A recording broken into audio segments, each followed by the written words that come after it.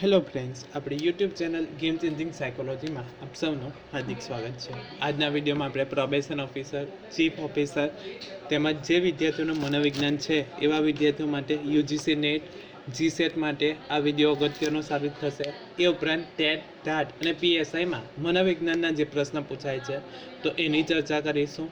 તેમજ probation officer તેમજ અન્ય સરકારી પરીક્ષાઓમાં જે જીસીઆરટી બેઝ પાઠ્યપુસ્તક આધારિત જે મનોવિજ્ઞાનના પ્રશ્નો ખૂબ જ અગત્યના પૂછાય છે એની ચર્ચા કરીશું. આ વિડીયો નંબર 6 છે, એટલે અગાઉના 5 વિડીયો તમે ન જોયા હોય તો પ્લેલિસ્ટમાં તમે એ જોઈ શકો છો, જે તમામ વિડીયો પરીક્ષામાં ઉપયોગી સાબિત થઈ શકે છે.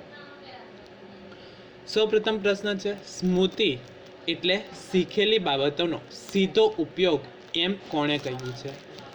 ડાયરેક્ટ પ્રશ્ન પૂછાઈ શકે એટલે વ્યાખ્યા પણ આપણે જાણવી જરૂરી છે કે સ્મૃતિ એટલે શીખેલી બાબતનો સીધો ઉપયોગ એમ કોણે કહ્યું છે? Option A Woodworth, option B Bernhart, option C William James અને ઓપ્શન ડી થોમસ. તો સાચો જવાબ આવે છે ઓપ્શન એ. વુડવર્થના મતે સ્મૃતિ એટલે શીખેલી બાબતનો સીધો ઉપયોગ કરવો એને સ્મૃતિ કહેવામાં આવે છે. એટલે કે આપણે કંઈક શિક્ષણ મેળવવી હોય, હવે શિક્ષણ મેળવ્યા પછી જ્યારે જરૂર પડીએ ત્યારે જે શીખેલી બાબતનો આપણે સીધો ઉપયોગ કરીએ તો એને સ્મૃતિ તરીકે ઓળખવામાં આવે છે. તો અગત્યનો પ્રશ્ન છે, સ્મૃતિ એટલે શીખેલી બાબતનો સીધો ઉપયોગ એમ કોણે કહ્યું હતું? તો વુડવર્થના મતે સ્મૃતિ એટલે શીખેલી બાબતનો સીધો ઉપયોગ કરવામાં આવે એને સ્મૃતિ કહેવામાં આવે છે. ત્યાર પછીનો ખૂબ જ અગત્યનો પ્રશ્ન છે, સ્મૃતિનો પ્રથમ તબક્કો કયો છે? કે આપણે જે સ્મૃતિના અલગ અલગ તબક્કા જે છે તો એને સ્મૃતિ જે કહેવામાં આવે છે તો એ પણ અગત્યનું છે. ઓપ્શન એ સંકેતાંકન, ઓપ્શન બી પુનઃપ્રાપ્તિ, ઓપ્શન સી સંગ્રહ અને ઓપ્શન ડી સ્મૃતિ અવરોધ. તો સાચો જવાબ આવે છે ઓપ્શન એ સંકેતાંકન જે છે એ સ્મૃતિનો સૌપ્રથમ તબક્કો છે. તો એ પહેલાં એ પણ જાણવું જરૂરી છે કે સ્મરણ કોને કહેવામાં આવે છે? તો સ્મરણ એટલે ભૂતકાળના અનુભવો અર્થમય બને એ રીતે વર્તમાન પરિસ્થિતિમાં પુનઃ જાગૃત કરવો તો એને સ્મરણ કહેવામાં આવે છે.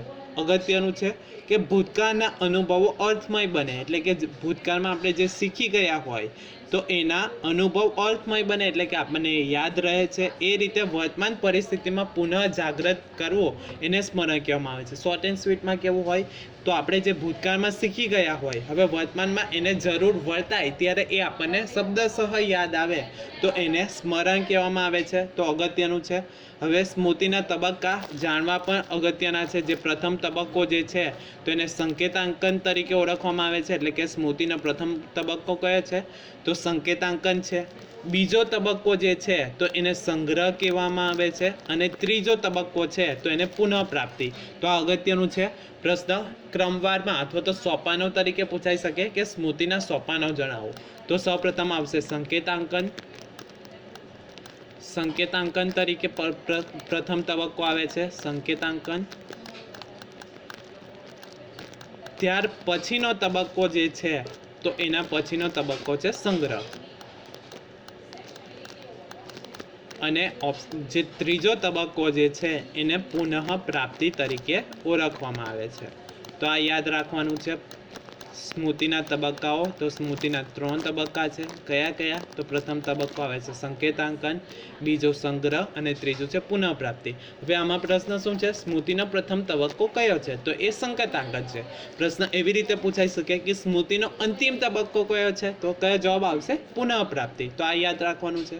ત્યાર પછીનો પ્રશ્ન છે સાંવેદનિક સ્મૃતિ કેટલા સમયની હોય છે? હવે સંવેદન તમને ખ્યાલ હશે આપણી 5 જ્ઞાનેન્દ્રિયો દ્વારા આપણને સંવેદન થાય છે. કઈ કઈ?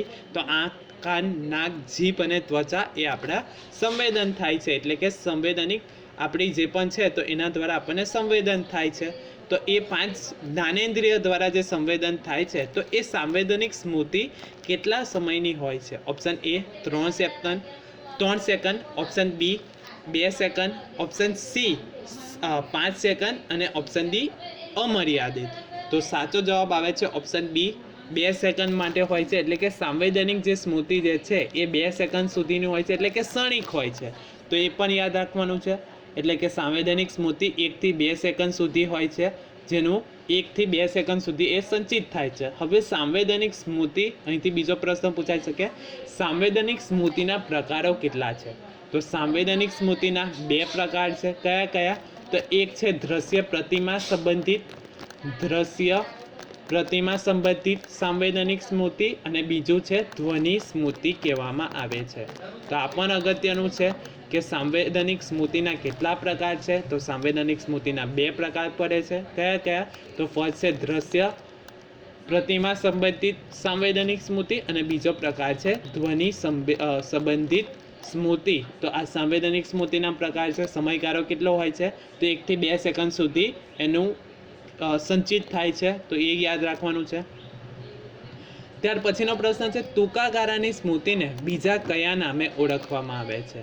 તો આ પણ યાદ રાખવાનું છે. STM, શોર્ટ ટર્મ મેમરી, જેનું ફૂલ ફોર્મ છે STM તરીકે ઓળખાય છે, જેનું ફૂલ ફોર્મ થાય છે શોર્ટ ટર્મ મેમરી. તો ટૂંકા ગાળાની સ્મૃતિને બીજા કયા નામે ઓળખવામાં આવે છે?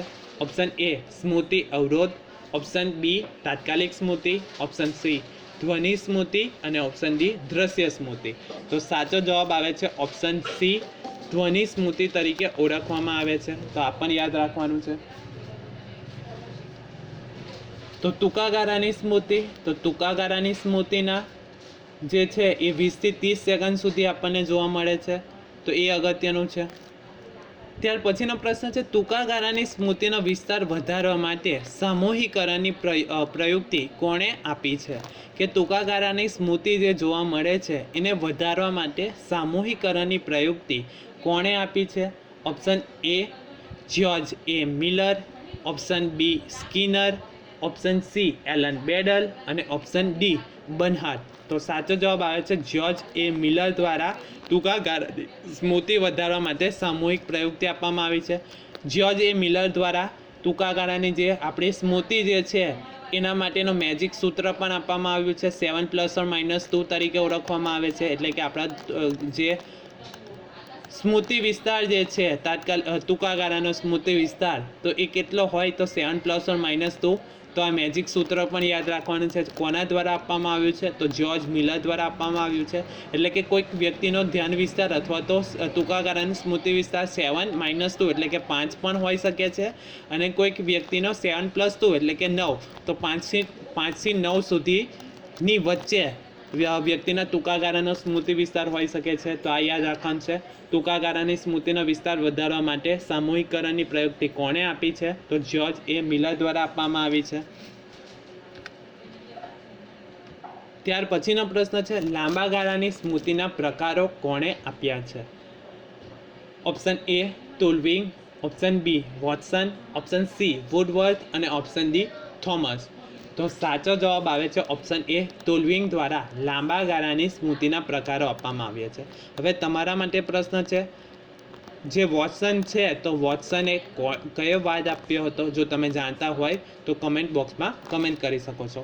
હવે લાંબા ગાળાની સ્મૃતિના પ્રકારો કોણે આપ્યા છે? તો ટુલવિંગ દ્વારા આપવામાં આવ્યા છે. હવે અહીંથી બીજો પ્રશ્ન પૂછાઈ શકે છે લાંબા ગાળાની સ્મૃતિના પ્રકારો કયા છે અથવા તો કેટલા છે? તો 3 જોવા મળે છે. પ્રથમ છે ઘટનાત્મક સ્મૃતિ, બીજું છે અર્થાત્મક સ્મૃતિ અને ત્રીજું છે રીતિલક્ષી સ્મૃતિ.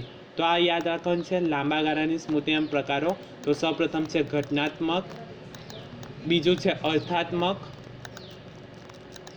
અને ત્રીજું જે છે તો એ રીતિલક્ષી સ્મૃતિ કહેવામાં આવે છે. હવે આ જે છે એ LTM તરીકે ઓળખાય છે, લોંગ ટર્મ મેમરી તરીકે ઓળખાય છે. લાંબા ગાળાની સ્મૃતિના પ્રકારો કોણે આપ્યા છે? તો ટુલવિંગ દ્વારા આપવામાં આવ્યા છે. લાંબા ગાળાની સ્મૃતિના પ્રકારો કેટલા? તો 3. કયા કયા? તો ઘટનાત્મક સ્મૃતિ, અર્થાત્મક સ્મૃતિ અને રીતિલક્ષી સ્મૃતિ. ત્યાર પછીનો અગત્યનો પ્રશ્ન છે, ઘણી બધી વખત પ્રશ્ન પૂછાયો છે, ટેટમાં પણ પ્રશ્ન પૂછાયો છે, PQRST પદ્ધતિ કોણે વિકસાવી છે? ઓપ્શન A થોમ્સન અને Robinson, option B Bernhard, option C Woodworth અને ઓપ્શન D વોટસન. તો સાચો જવાબ આવે છે ઓપ્શન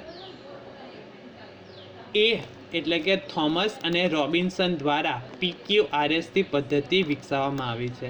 હવે એ જાણવું પણ જરૂરી છે કે PQRST પદ્ધતિ છે શું? અથવા તો એનું ફૂલ ફોર્મ શું છે? ઘણી બધી વખત પ્રશ્નમાં પૂછાઈ શકે PQRST પદ્ધતિ મુજબ પીનું ફૂલ ફોર્મ શું છે અથવા તો ક્યુનું ફૂલ ફોર્મ શું છે, તો એ જાણવું જરૂર છે. તો પી મીન્સ પ્રિવ્યૂ, તો આ યાદ રાખવાનું છે. પી મીન્સ પ્રિવ્યૂ તરીકે ઓળખવામાં આવે છે. ત્યારબાદ ક્યુ ફોર ક્વેશ્ચન તરીકે ઓળખાય છે. Q for question. R for read કરવું એટલે કે વાંચવું, આર ફોર રીડ. ત્યારબાદ છે એસ ફોર સેલ્ફ રેસિટેશન એટલે કે સ્વમનન કરવું, કે આપણે જે વાંચ્યું છે એમાંથી કેટલું યાદ રહે છે, તો એસ ફોર સેલ્ફ રેસિટેશન જેને સ્વમનન અથવા સ્વપઠન તરીકે ઓળખવામાં આવે છે. અને ટી ફોર ટેસ્ટ. તો આ યાદ રાખવાનું છે. PQRSTનું ફૂલ ફોર્મ શું છે? તો P means preview, Q means question, R means read, S means self recitation એટલે કે સ્વમનન અને ટી મીન્સ ટેસ્ટ. તો આ યાદ રાખવાનું છે. PQRST પદ્ધતિ કોના દ્વારા આપવામાં આવી છે? તો થોમસ અને રોબિન્સન દ્વારા આપવામાં આવી છે. ત્યાર પછીનો પ્રશ્ન છે, કયા પ્રકારની સ્મૃતિ કૌશલ્ય શક્તિ પ્રગટ કરે છે? ઓપ્શન એ ઘટનાત્મક સ્મૃતિ, ઓપ્શન બી અર્થાત્મક સ્મૃતિ, ઓપ્શન સી રીતલક્ષી સ્મૃતિ અને ઓપ્શન ડી સ્મૃતિલક્ષી સ્મૃતિ. તો સાચો જવાબ આવે છે ઓપ્શન સી રીતલક્ષી સ્મૃતિ જે છે એ સ્મૃતિ કૌશલ્ય શક્તિ પ્રગટ કરે છે. તો આ પ્રશ્ન યાદ રાખવાનો છે. કયા પ્રકારની સ્મૃતિ કૌશલ્ય શક્તિ પ્રગટ કરે છે? તો રીતલક્ષી સ્મૃતિ કૌશલ્ય પ્રગટ કરે છે. ત્યાર પછીનો પ્રશ્ન છે, શીખવાની માહિતીને થોડા સમયે શીખવું એટલે શું? આ પણ અગત્યનો પ્રશ્ન છે કે આપણે જે શીખીએ છીએ એ માહિતીને થોડા સમયે શીખીએ છીએ એટલે શું? તો અંતરીકૃત શિક્ષણ કહેવામાં આવે છે. ઓપ્શન બી અવલોકનાત્મક શિક્ષણ, ઓપ્શન સી શાબ્દિક શિક્ષણ અને ઓપ્શન ડી કૌશલ્ય શિક્ષણ. તો સાચો જવાબ આવે છે અંતરીકૃત શિક્ષણ કહેવામાં આવે છે. એટલે કે અંતરીકૃત એટલે શું? તો થોડા અંતરે અથવા તો થોડા સમયે શીખીએ તો એને અંતરીકૃત શિક્ષણ કહેવામાં આવે છે. અગત્યનો પ્રશ્ન છે કે શીખવાની માહિતીને થોડા સમયે શીખવું એટલે શું? તો અંતરીકૃત શિક્ષણ કહેવામાં આવે છે. શાબ્દિક શિક્ષણ કે એમાં શબ્દનો ઉપયોગ થતો હોય એવા શિક્ષણને શાબ્દિક શિક્ષણ કહેવામાં આવે છે. ત્યારબાદ અંતરીકૃત વિભાગ પદ્ધતિ. તો વિભાગ પદ્ધતિ જ્યારે આપણે વાંચીએ છીએ તો જે પણ કંઈક વાંચીએ છીએ તો એને અલગ વિભાગ પાડીને વાંચવામાં આવે તો એ વિભાગલક્ષી પદ્ધતિ છે. ત્યાર પછીનો પ્રશ્ન છે, મનન વિરુદ્ધ પુનઃ વાંચન અંગેનો અભ્યાસ કોણે કર્યો હતો? આ પણ અગત્યનો પ્રશ્ન છે કે મનન વિરુદ્ધ પુનઃ વાંચન અંગેનો અભ્યાસ કોણે કર્યો હતો? Option A Watson, option B Baddeley, option C Thomson અને ઓપ્શન ડી AI ગેટ્સ. તો સાચો જવાબ આવે છે ઓપ્શન ડી AI ગેટ્સ દ્વારા મનન વિરુદ્ધ પુનઃ વાંચન અંગેનો અભ્યાસ કરવામાં આવ્યો હતો. તો આ અગત્યનું છે. મનન વિરુદ્ધ પુનઃ વાંચન અંગેનો અભ્યાસ કોણે કર્યો હતો? તો AI ગેટ્સ દ્વારા કરવામાં આવ્યો હતો. આશા રાખું છું કે તમને આ વિડીયોમાં સમજ પડી ગઈ હશે. અને જો તમને આ વિડીયો પસંદ પડ્યો હોય તો વધુમાં વધુ લાઇક કરો, શેર કરો અને અમારી ચેનલને સબસ્ક્રાઈબ પણ કરી શકો છો. એ ઉપરાંત ટેલિગ્રામની ચેનલ ઉપર પણ તમે જોડાઈ શકો છો જ્યાંથી તમને મટીરિયલ ઉપલબ્ધ થશે. Thank you.